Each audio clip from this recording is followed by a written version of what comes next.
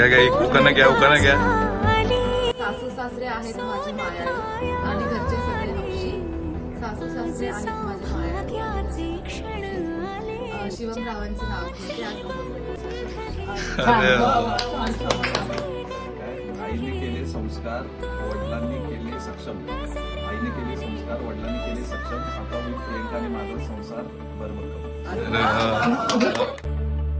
सुख कळले सुख कळले